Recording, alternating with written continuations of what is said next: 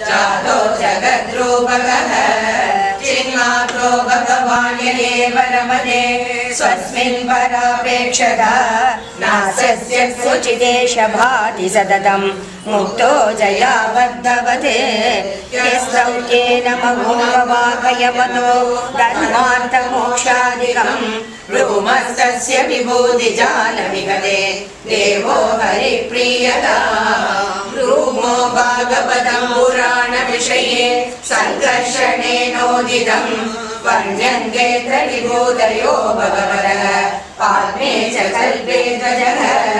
साधाराम्बुजनालतश्चिरमटन् दृष्ट्वा न किञ्चित् तपः कृत्वा दीर्घमपश्यतरमलं वैकुण्ठमास्तोच्छदम्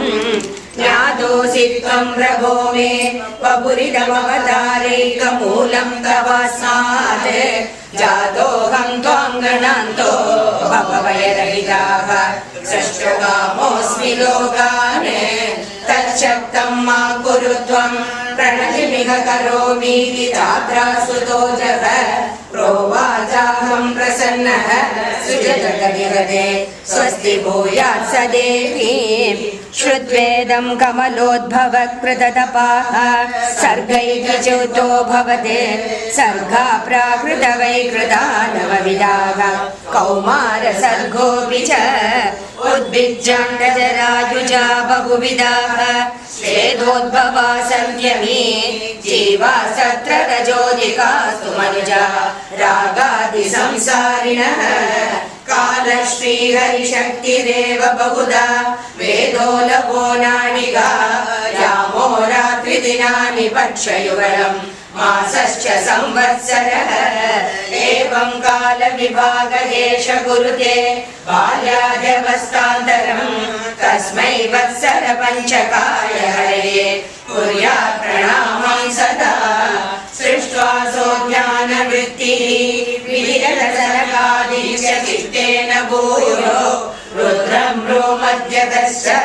क्रतुपुरस्याधिकारणं च वाणिं वेदेतिहासानपि विविधपुराणानि यज्ञान् विचित्रान्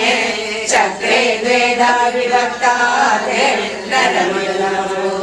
अस्य देहादस्य कालेऽस्मिन् भुवमग्निमग्नविवशाम् उद्धर्गकामो हरिः